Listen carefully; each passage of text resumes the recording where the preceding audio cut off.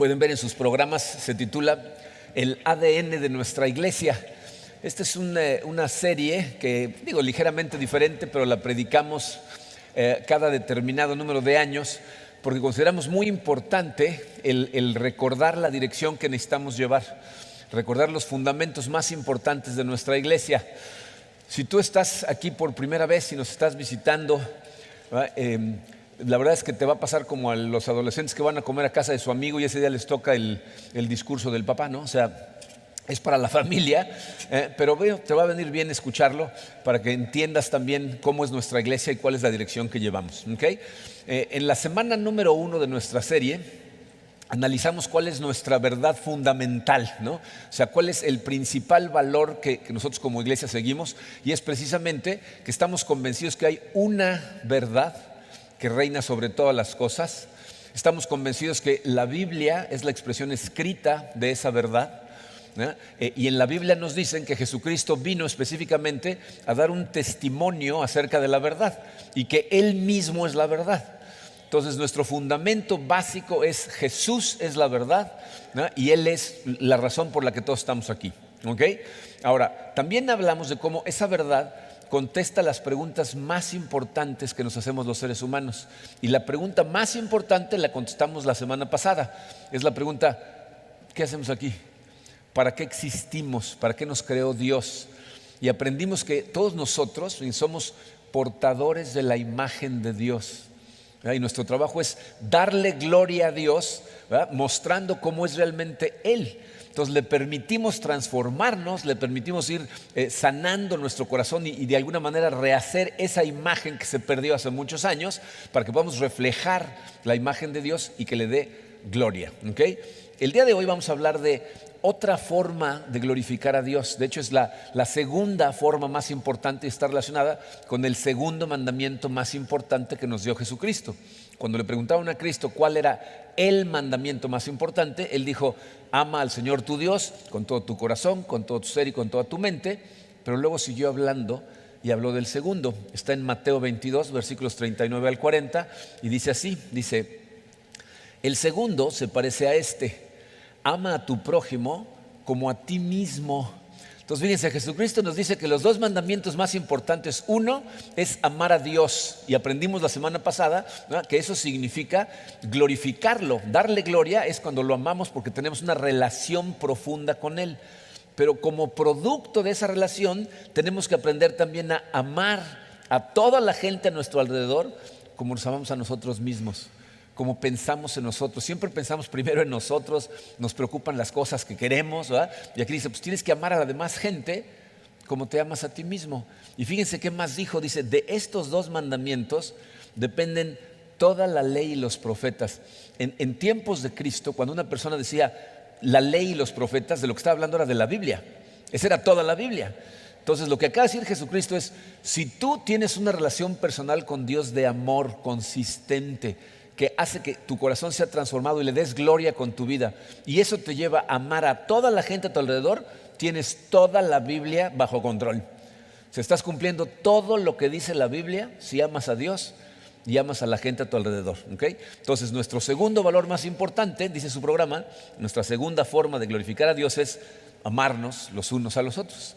Tenemos que aprender verdaderamente a amarnos mutuamente. Pero entonces la pregunta es: ¿qué significa eso? ¿Cómo se ve en el día a día de forma práctica el amar a la gente a nuestro alrededor? Porque la Biblia nos dice que tenemos que amar incluso a nuestros enemigos. Y ahí es en donde la cosa se pone complicada para nosotros, cuando entendemos que realmente tenemos que amar a todas las personas a nuestro alrededor. Miren, es crucial que dentro de la iglesia entendamos qué significa eso para nosotros. Porque si nosotros no aprendemos a vivir de esa manera, de la manera en que realmente significa, la iglesia pierde su razón de ser, pierde su objetivo principal.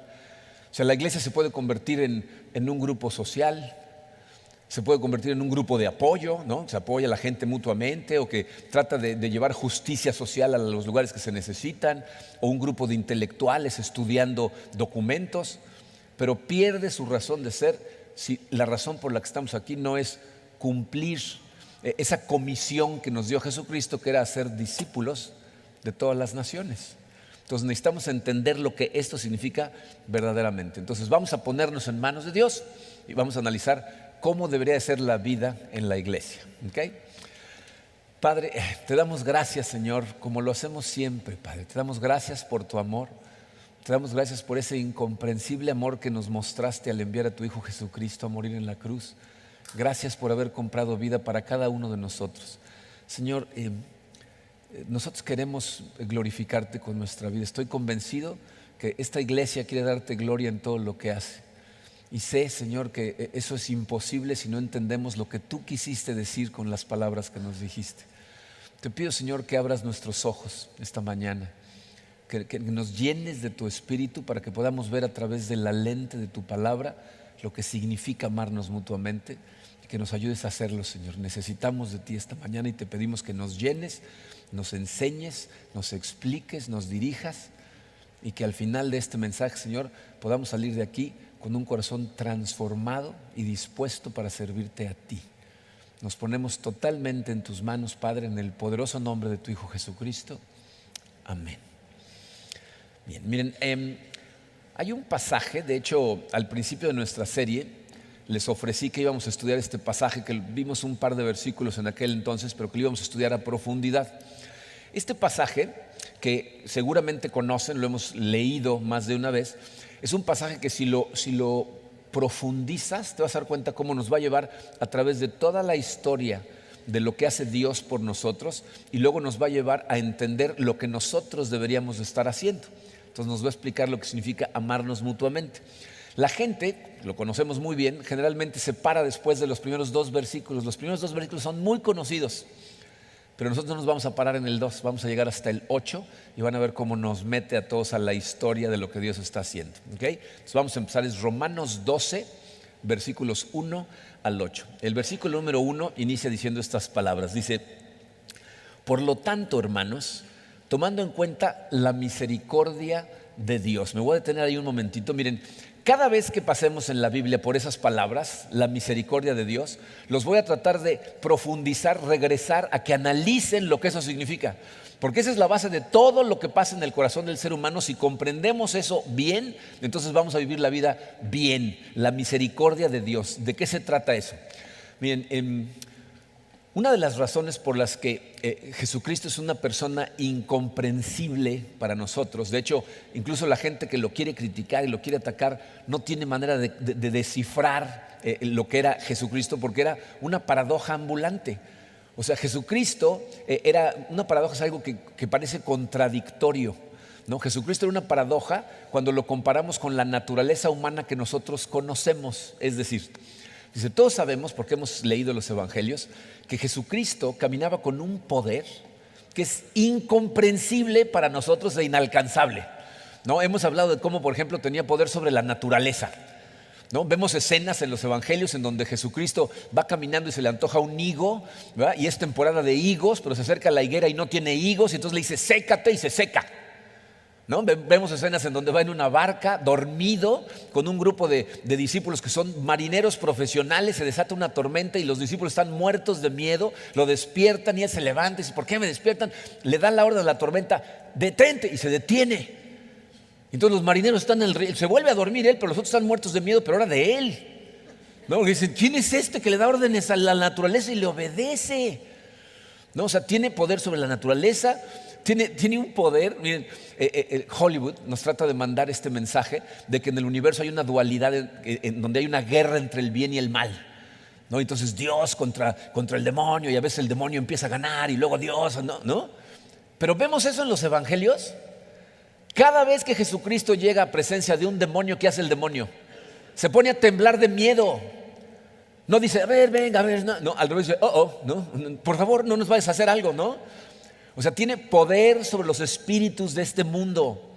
Tiene poder sobre la salud de la gente a un grado que es incomprensible. Se encuentra con un paralítico que llevaba paralizado toda la vida y le dice, párate, camina, y camina. No, a uno que nació ciego, abre los ojos, ve y ve. ¿No? Gente que está muerta, Lázaro llevaba 4 días enterrado. Cuando les dice quiten la piedra, todos dicen, no, va a apestar. Y él dice, quiten la piedra, sal, y sale.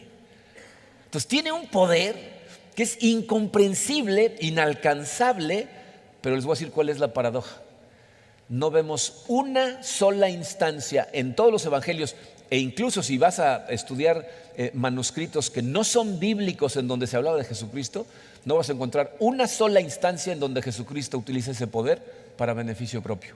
Ni una vez. Vive con una humildad que es impresionante.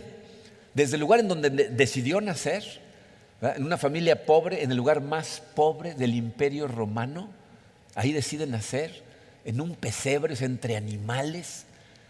Crece y como adulto es un indigente, no tiene ni casa. Él mismo dice, el Hijo del Hombre no tiene ni dónde recostar la cabeza. Entonces es una humildad que es difícil de comprender para nosotros. Miren, es una humildad que lo lleva al final de su ministerio a hacer algo que no tenemos un equivalente social en nuestra época, entonces nos cuesta trabajo entenderlo, pero junta a todos sus discípulos en el último día de su vida y empieza a lavarles los pies. Miren, en la época de Cristo ese trabajo estaba reservado para el nivel más bajo de esclavos. La gente en esa época caminaba en sandalias por caminos que no estaban pavimentados, por lo tanto sus pies estaban verdaderamente sucios. Y la gente que tenía dinero tenía esclavos especialmente para que a los invitados les lavaran los pies. Jesucristo se hinca, ¿no?, agarra un recipiente con agua y empieza a lavarle los pies a sus discípulos y se va uno por uno hasta llegar al que lo está a punto de traicionar para entregarlo a su muerte. Y le lava los pies. Yo creo que una de las cosas más impactantes, por lo menos para mí, es lo que pasa en el huerto de Getsemaní. La Biblia nos describe a Jesucristo en agonía. Dice, sudando casi gotas como de sangre. Y empieza a orar y le dice a su padre, preferiría no tener que morir así. Y aún así, llega un grupo de soldados con una turba de gente. Llegan a arrestarlo. Pedro trata de defenderlo, ¿no? Saca una espada, se va contra uno. Yo no sé cómo le hace Pedro para nada más cortarle la oreja, ¿no? Le da un espadazo y todo le corta es la oreja. Pero Jesucristo lo detiene y le dice, si vives con la espada vas a morir por la espada, guarda esa espada. Y le dice una cosa que es impactante, le dice, ¿tú crees que si yo abriera la boca y pidiera ayuda, mi Padre no me mandaría 12 legiones de ángeles para defenderme? ¿Se dan cuenta de lo que está diciendo? Miren, cada vez que vemos aparecer un ángel en la Biblia, ¿qué hace toda la gente que lo ve? Tiembla de miedo. Las primeras palabras que salen de los ángeles siempre son, no teman, porque ya saben que toda la gente se pone a temblar. Aquí dice, mi Padre me mandaría 12 legiones. Una legión en tiempos de Cristo, el Imperio Romano, una legión eran 5,000 soldados. Está hablando de 60,000 ángeles dispuestos a luchar. Lo que le está diciendo a Pedro es, no habría poder en el mundo que pudiera contra mí si yo no quisiera. Nadie me está quitando la vida, la estoy entregando yo. Y entonces lo arrestan. Hay cosas que cuando te pones a pensarlas, la Biblia dice que se lo llevan arrestado y hay gente que se acerca a escupirle a Cristo. Dice, Colosenses 1:17 dice que Jesús no solamente es el creador del universo, sino es el que lo tiene todo coherente. Es decir, lo que hace que el universo esté funcionando y no se deshaga es Cristo. Es decir, los músculos que está utilizando las personas para poder escupirle, Jesucristo los tiene bajo control para que funcionen. Y le escupen y no hace nada. No se defiende. Lo golpean. Un evangelio dice que le arrancan las barbas, lo azotan, lo clavan a una cruz y las únicas palabras que dice acerca de la gente que lo está crucificando es perdónalos. Tiene un poder, pero ¿saben cuál es el que más me sorprende a mí? El de autocontrol. ¿Se imaginan si ustedes tuvieran el poder de Jesucristo? ¿Qué hubieran hecho ahí? No, yo sé que cuando pensamos en esas cosas dices, no, es que si yo tuviera ese poder podría hacer cosas muy buenas, pero imagínate, vas manejando y se te cierra uno y perdón, o sea, ya too late, ¿no? O sea, achicharras a más de uno, ¿no?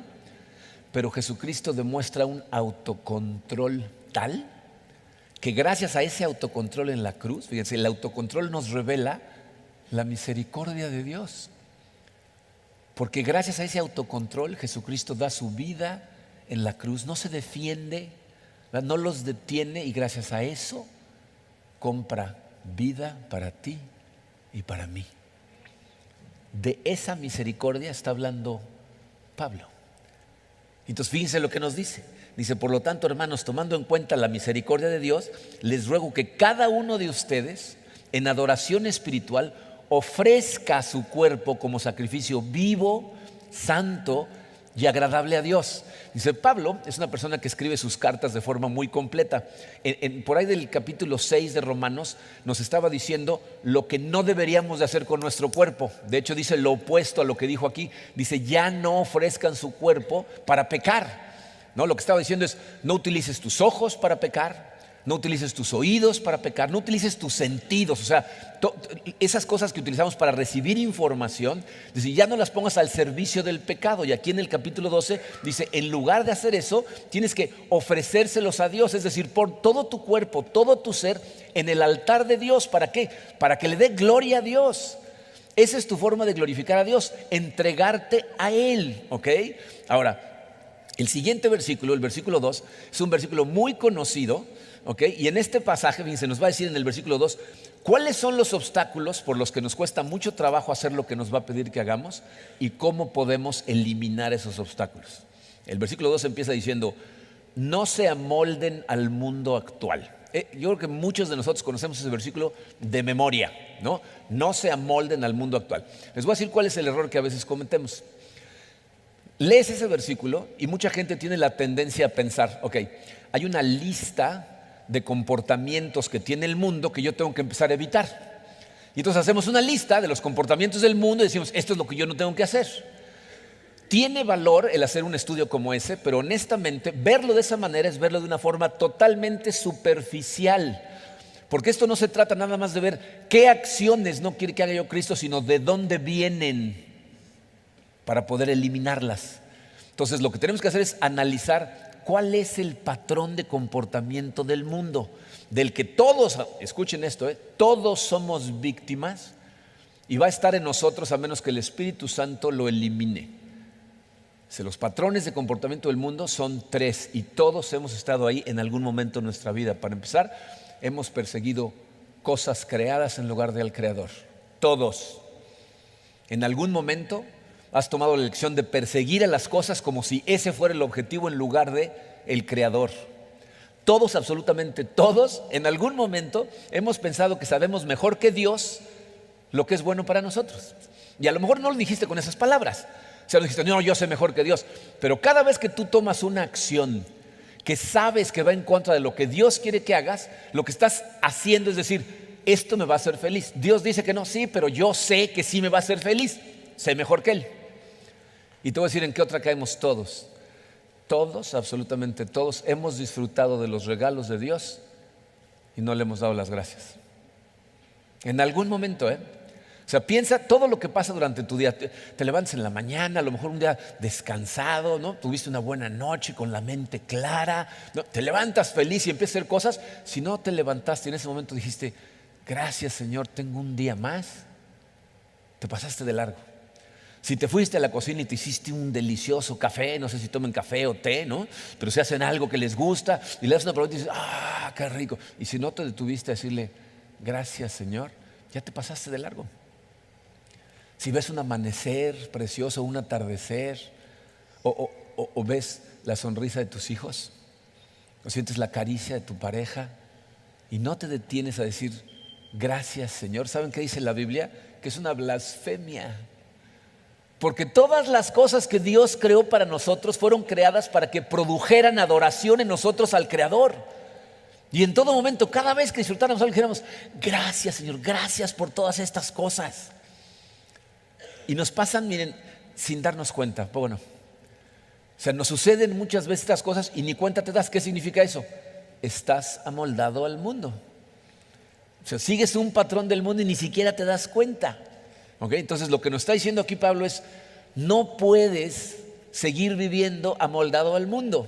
Ahora nos va a decir qué hacer, ¿no? O sea, dice, no se amolden al mundo actual. Dice, sino sean transformados mediante la renovación de su mente. Ese es un versículo muy interesante porque nos está diciendo la manera correcta de seguir a Cristo no es hacer una nueva lista de comportamientos, sino hacerte de una nueva mente, de un nuevo corazón. O sea, no dice, no se amolden al mundo actual, en su lugar hagan esto, esto, esto y esto. No te da una lista. Te dice, la manera de lograr esto es que seas transformado a través de una renovación, a través de un cambio en tu mente. Y la verdad es que este pasaje no nos dice cómo, nos dice cómo renovar la mente, pero tenemos a toda la Biblia y hay montones de lugares en la Biblia en donde nos dicen cómo. Pero miren, el cómo realmente es algo que sabemos, seamos creyentes o no. La información que más entra a tu cabeza dicta tu comportamiento, ¿no? En el mundo de los sistemas dicen, si entra basura, sale basura. ¿Qué entra a tu cabeza? ¿Qué es lo que más consistentemente está entrando a tu cabeza como información? Primera de Pedro 2:2 dice, busquen como los niños recién nacidos la leche espiritual no adulterada para que por medio de ella crezcan, maduren y sean salvos. O sea, necesitas analizar cuál es la principal fuente de información que está entrando todo el tiempo en tu cabeza. ¿Qué le permites entrar a tu cabeza consistentemente como la información que de alguna manera está modificando tu comportamiento? Piensen en esto. ¿Saben cuántos minutos tiene una semana? Tiene un poquito más de 10,080 minutos exactamente. Si toda la información que recibes tú en tu cabeza, en tu mente, por parte de la Biblia, que es la verdad, son los 40 minutos más o menos que tenemos aquí a la semana, significa que recibes durante 0.4% de tu semana información de la verdad. ¿Qué otra información entra a tu cabeza?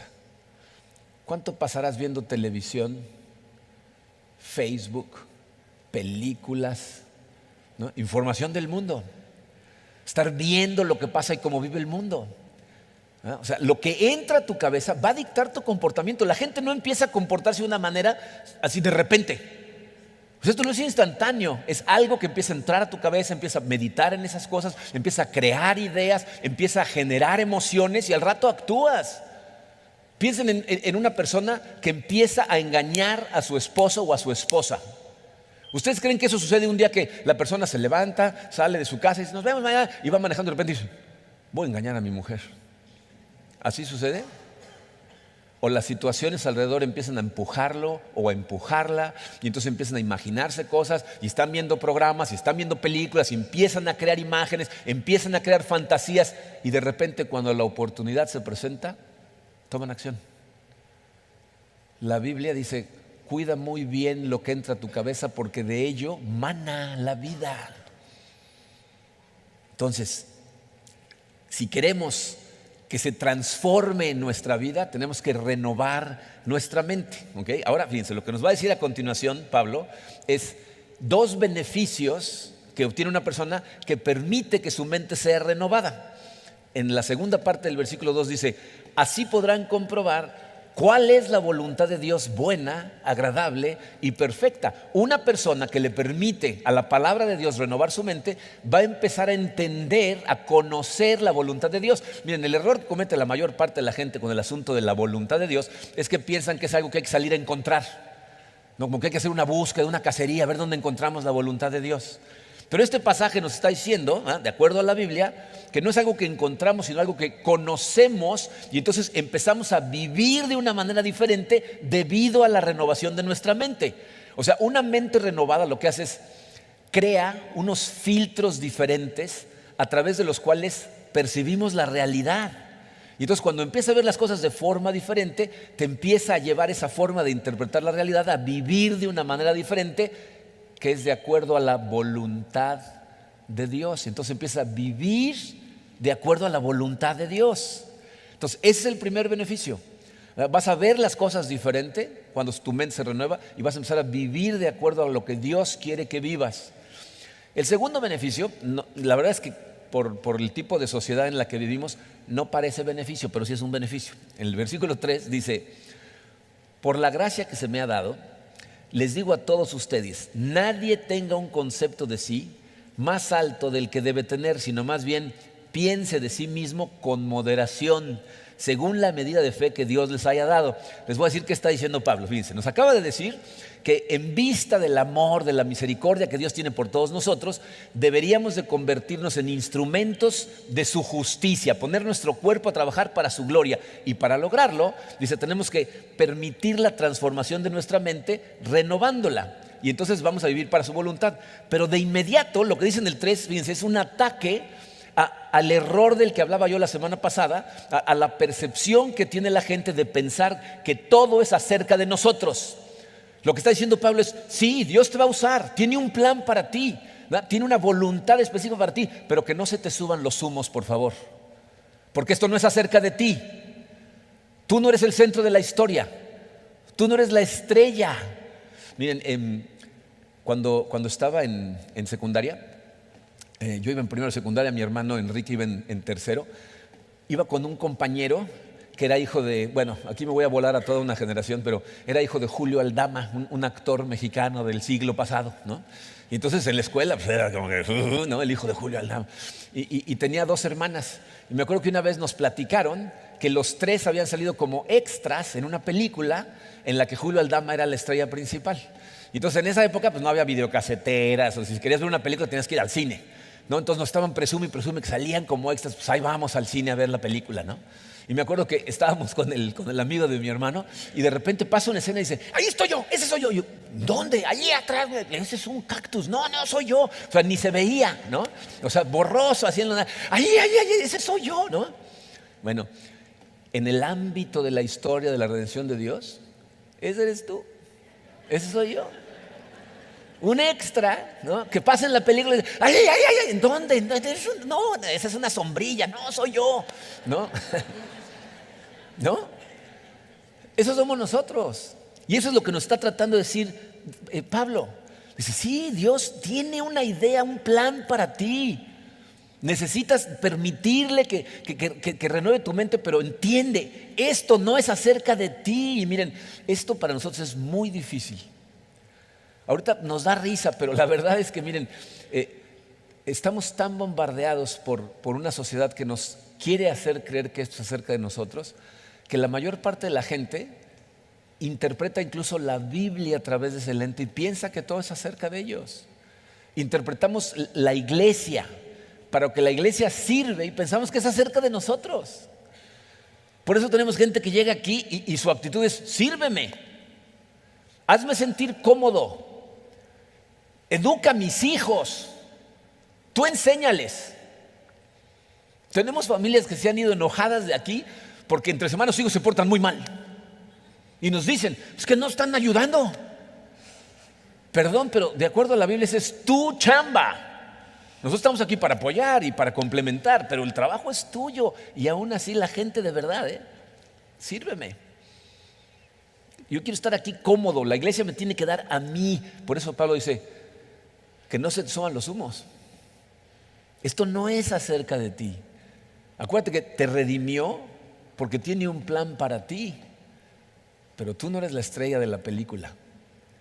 Y te voy a decir por qué es tan importante que entiendas que eres parte de la historia, que tienes un rol que jugar en la historia, pero que no es acerca de ti. Nos lo dice en el versículo 4, dice Romanos 12:4, dice, pues así como cada uno de nosotros tiene un solo cuerpo con muchos miembros y no todos esos miembros desempeñan la misma función, me voy a detener tantito, dice, esta es una analogía que Pablo usa mucho. Consistentemente Pablo dice, la iglesia es como un cuerpo, ¿no? Como un organismo. Imagínense, todos nosotros somos un solo organismo y cada uno de nosotros representa un órgano diferente. Entonces, nuestro organismo, yo tengo ojos, tengo oídos, tengo mi boca, tengo la nariz, ¿no? Y el problema es que muchas veces la gente lo que quiere es ser uno de los órganos que se ve. No, yo quiero hacer eso, que todo el mundo ve, todo al que le aplaude, ese quiero ser yo. Pero hay muchas partes del cuerpo que no se ven y son conscientes que algunas de esas partes son las más importantes del cuerpo. Hay gente que tiene que ser el corazón, gente que a lo mejor tiene que ser el hígado, no un hígado, sino el hígado. ¿Qué digo? ¿No? O sea, órganos de los cuales el cuerpo depende, pero que su función no se ve. Entonces Pablo dice aquí, no todos tenemos la misma función, no todos podemos ser el ojo, no todos podemos ser el oído, cada quien tiene su función. Y fíjate cómo continúa en el versículo 5, dice, también nosotros, siendo muchos, formamos un solo cuerpo en Cristo y cada miembro está unido a todos los demás. Miren, necesitamos entender la idea completa que está transmitiendo Pablo. Todo es acerca de Dios. Él es la estrella de la película y tiene planes para todos y cada uno de nosotros. Para eso nos salvó. Nos hizo formar parte de una familia en la que estamos interconectados. ¿Qué significa eso? Todos nos necesitamos. Necesitamos de ti. Necesitas de mí. Todos necesitamos de todos. Necesitamos, fíjense, no vamos a cumplir el plan de Dios como iglesia si tú no quieres ser tú. Si no quieres poner tu parte como Dios te hizo, para lo que te hizo, el plan que tiene para ti, ese tienes que ser tú. Y si tú no estás dispuesto a hacerlo, ¿cómo lo vamos a cumplir? ¿Cómo vamos a hacer estas cosas? Necesitas vivir para el plan que Dios tiene para ti, de acuerdo a tus habilidades, de acuerdo a tu forma, y ponerlos al servicio de la iglesia para gloria de Dios. ¿Entienden el impacto de esto? Miren, mientras la iglesia más se parece a Cristo, ¿quién es la iglesia? En fin, contesten esa pregunta de esta manera. Yo. Tú eres la iglesia. Yo soy la iglesia. Mientras la iglesia más se parece a Cristo, se convierte en una herramienta más poderosa en las manos de nuestro Dios maravilloso y su plan de redención. Pero tiene que haber transformación. Tenemos que ponernos nosotros como estamos hechos, con los dones que nos dio a su servicio. Lo que sigue es otro versículo que nos aterriza, ¿no? Dice el versículo 6, tenemos dones diferentes según la gracia que se nos ha dado. Miren, esto es crucial, ¿eh? Para empezar nos está diciendo, todos los que estamos aquí tenemos dones, todos. Pero cada uno de esos dones que tenemos fue dado a nosotros por gracia. ¿Qué significa gracia? Regalo inmerecido. No te lo merecías, te lo dio Dios por gracia, lo cual significa que nadie se puede jactar de los dones que tiene. Nadie puede sentirse muy ufano porque Dios le dio el don de lo que sea. O sea, a algunos nos dio el don de enseñanza, a algunos les dio el don de confortar a gente, hay a quienes les dio el don de orar, ¿verdad? Guerreros de oración que tenemos en esta iglesia, hay gente que les dio el don de cantar, de tocar instrumentos, y lo que tenemos que hacer es darle gloria a Dios por lo que nos dio, pero no jactarnos de esas cosas. Fíjense, significa que en esta iglesia nadie es más importante que otra persona. A lo mejor tenemos responsabilidades diferentes, pero todos somos exactamente igual de importantes, y eso debe de significar algo para cada uno de nosotros. Les voy a decir lo que significa para mí. Yo a lo mejor soy el pastor de la iglesia, pero nunca voy a tener un estacionamiento con mi nombre privado y el más cercano a la puerta. Nunca. Porque de acuerdo a la Biblia, yo estoy aquí para servirte. Y no se emocionen, tú estás aquí para servirme. O sea, esto es parejo, ¿ok? Pero tienes que entender, esto no es acerca de ti, definitivamente no es acerca de mí, sino el estándar estaría muy bajito, ¿okay? Es acerca del Dios del universo y de poner todos nuestros dones a trabajar para su gloria. Esta última parte del pasaje es en donde te involucra directamente a ti y a mí, pero a ti sobre todo si estás en el caso de que no lo estás haciendo. Romanos 12, 6 a 8 dice, si el don de alguien es el de profecía, que lo use en proporción con su fe. Si es el de prestar un servicio, que lo preste. Si es el de enseñar, que enseñe. Si es el de animar a otros, que los anime.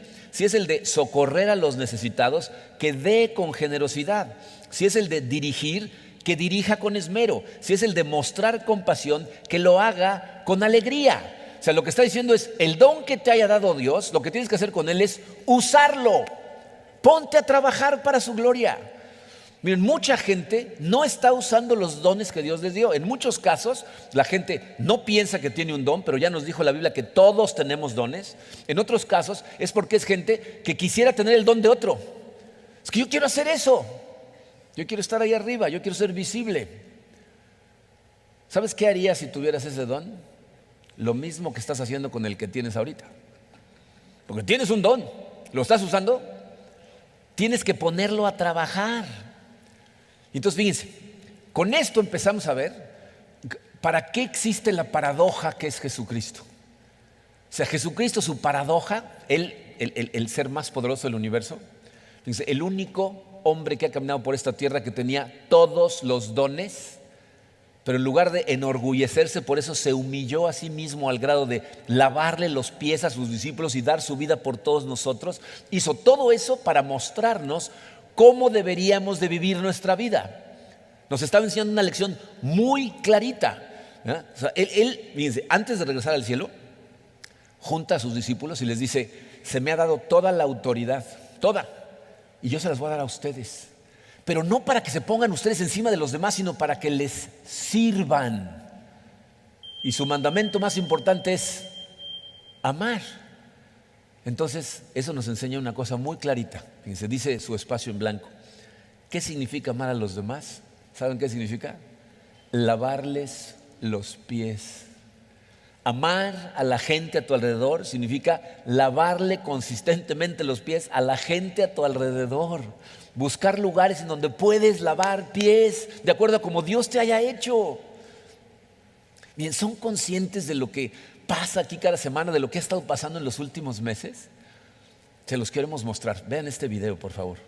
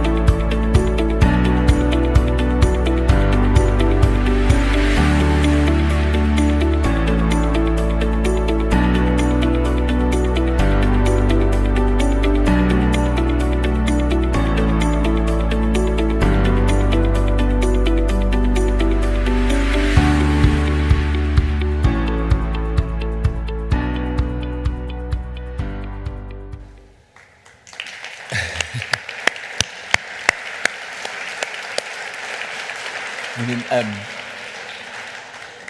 cada semana, desde hace 16 años y medio, hay gente trabajando para que esto funcione, que muchos de ustedes ni siquiera saben.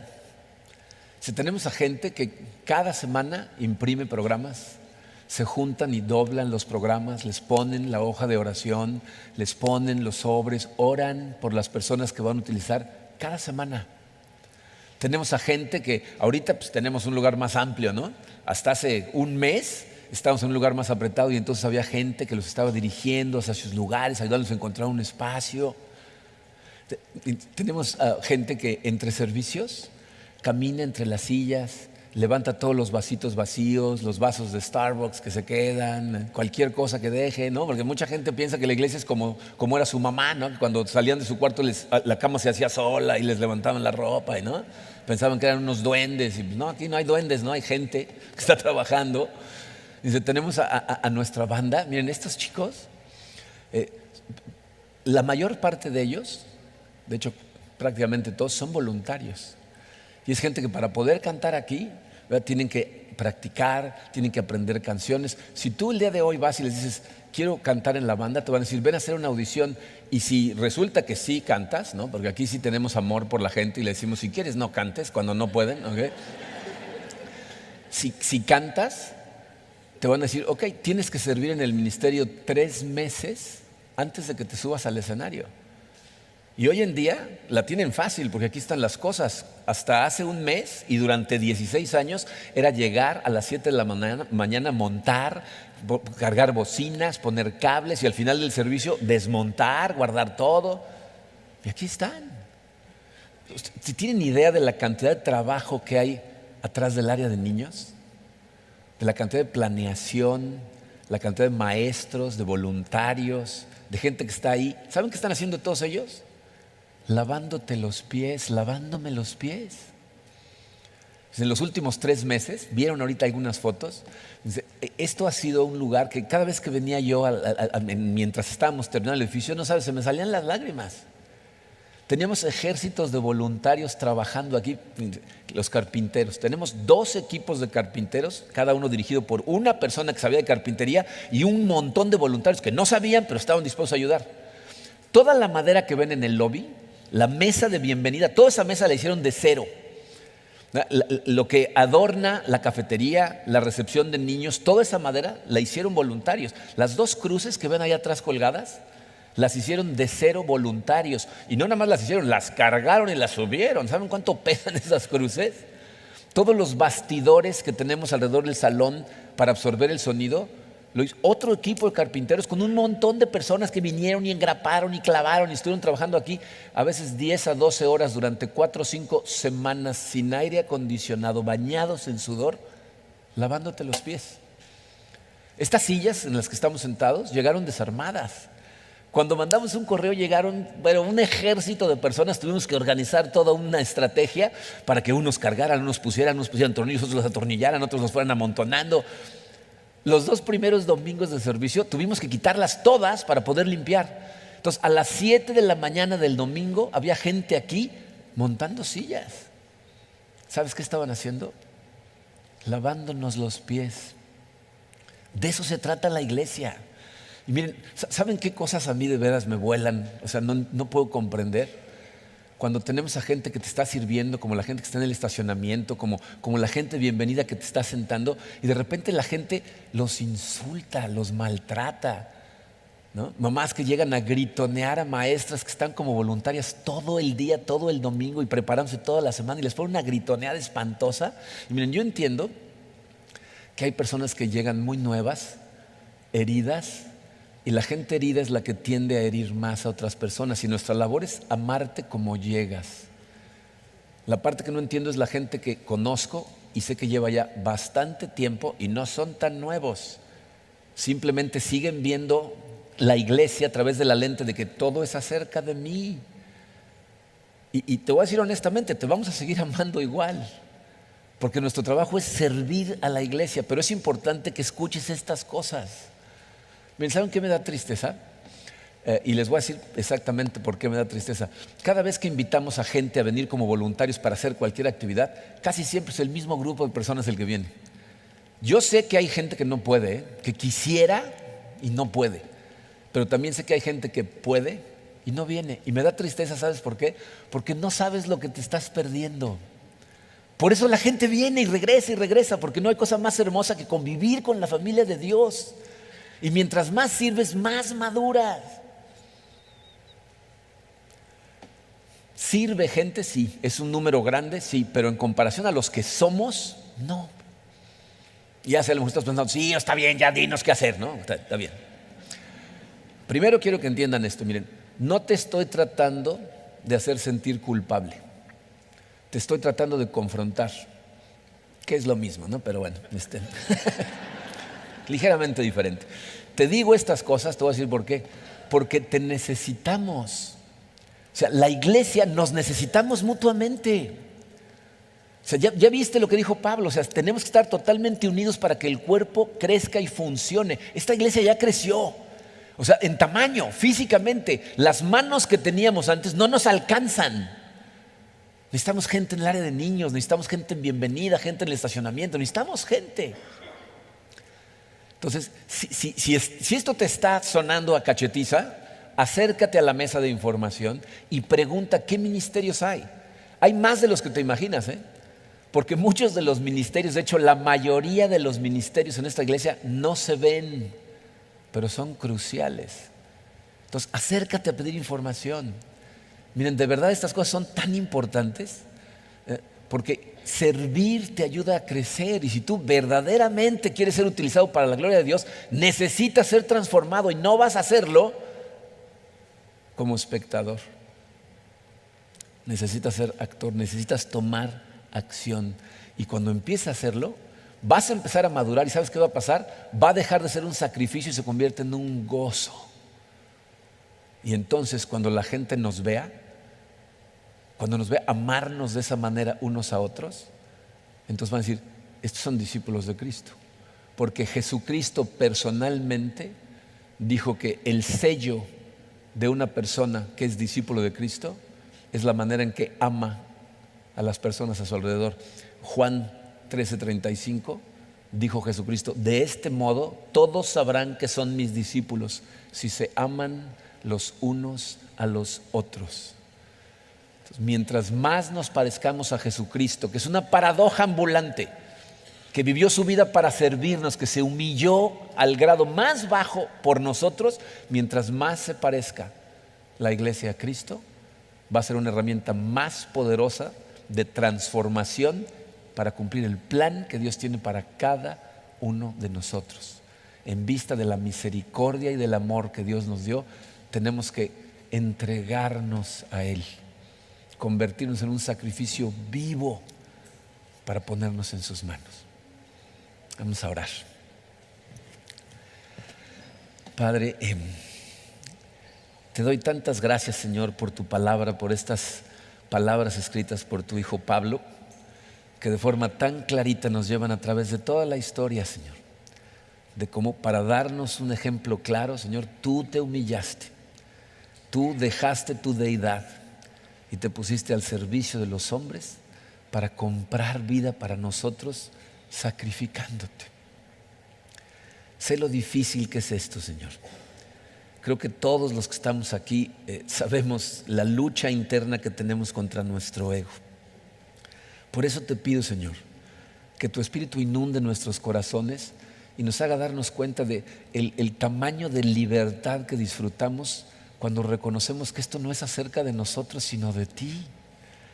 Cómo el universo no tiene que confabularse para complacernos, sino que nosotros estamos ahí para ver cómo podemos ayudar a otras personas.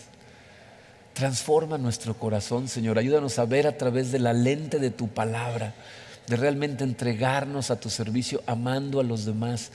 Sé, Señor, que muchas veces las personas que más amor necesitan son las que menos se lo ganan. Ayúdanos a amar a todos, a amarnos mutuamente, a humillarnos, pase lo que pase, Señor, sabiendo que trabajamos para ti, que es tu nombre el que queremos enaltecer, que no, el nuestro no tiene que ser enaltecido, que tú te vas a encargar de darnos las recompensas y nosotros tenemos que glorificarte a ti. Trabaja en nuestros corazones, Padre. Te pedimos todas estas cosas, Señor, para tu gloria, para tu honra, en el poderoso nombre de tu Hijo Jesucristo. Amén.